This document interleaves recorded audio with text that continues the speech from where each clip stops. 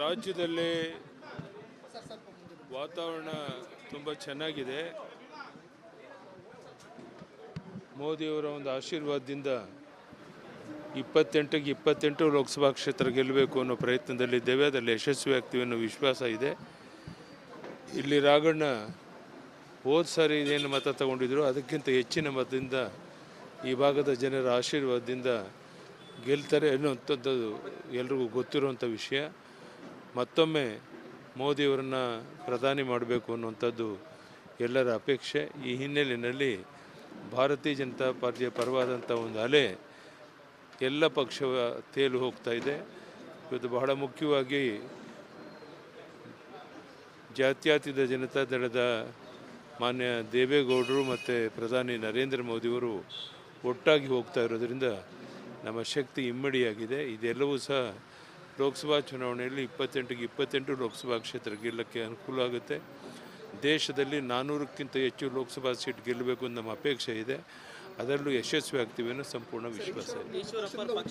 ನಾನೇನು ಆ ಬಗ್ಗೆ ರಿಯಾಕ್ಷನ್ ಕೊಡೋಕ್ಕೆ ಇಷ್ಟಪಡೋದು. ರಾಜ್ಯದಲ್ಲಿ ವಾತಾವರಣ ತುಂಬ ಚೆನ್ನಾಗಿದೆ.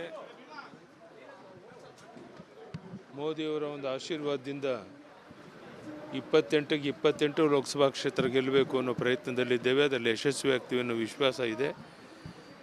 ಇಲ್ಲಿ ರಾಘಣ್ಣ ಹೋದ ಸಾರಿ ಏನು ಮತ ತಗೊಂಡಿದ್ರು ಅದಕ್ಕಿಂತ ಹೆಚ್ಚಿನ ಮತದಿಂದ ಈ ಭಾಗದ ಜನರ ಆಶೀರ್ವಾದದಿಂದ ಗೆಲ್ತಾರೆ ಅನ್ನುವಂಥದ್ದು ಎಲ್ರಿಗೂ ಗೊತ್ತಿರುವಂಥ ವಿಷಯ.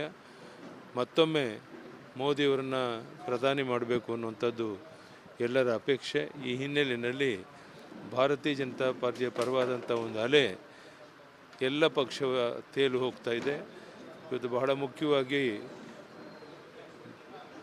ಜಾತ್ಯತೀತ ಜನತಾ ದಳದ ಮಾನ್ಯ ದೇವೇಗೌಡರು ಮತ್ತು ಪ್ರಧಾನಿ ನರೇಂದ್ರ ಮೋದಿಯವರು ಒಟ್ಟಾಗಿ ಹೋಗ್ತಾ ಇರೋದರಿಂದ ನಮ್ಮ ಶಕ್ತಿ ಇಮ್ಮಡಿಯಾಗಿದೆ. ಇದೆಲ್ಲವೂ ಸಹ ಲೋಕಸಭಾ ಚುನಾವಣೆಯಲ್ಲಿ 28ಕ್ಕೆ 28 ಲೋಕಸಭಾ ಕ್ಷೇತ್ರ ಗೆಲ್ಲಕ್ಕೆ ಅನುಕೂಲ ಆಗುತ್ತೆ.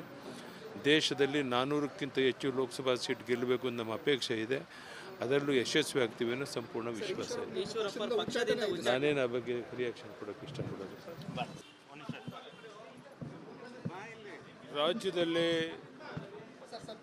ವಾತಾವರಣ ತುಂಬ ಚೆನ್ನಾಗಿದೆ.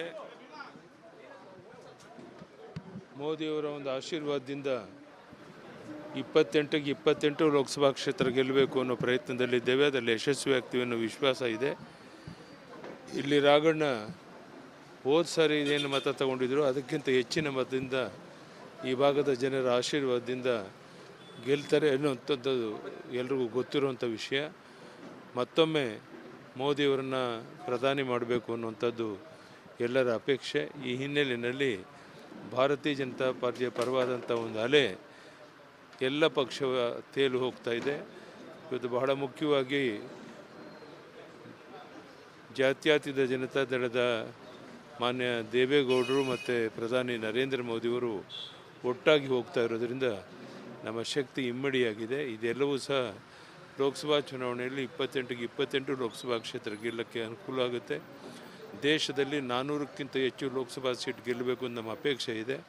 ಅದರಲ್ಲೂ ಯಶಸ್ವಿ ಆಗ್ತೀವಿ ಅನ್ನೋ ಸಂಪೂರ್ಣ ವಿಶ್ವಾಸ ಇದೆ. ನಾನೇನು ಆ ಬಗ್ಗೆ ರಿಯಾಕ್ಷನ್ ಕೊಡೋಕ್ಕೆ ಇಷ್ಟಪಡೋದು.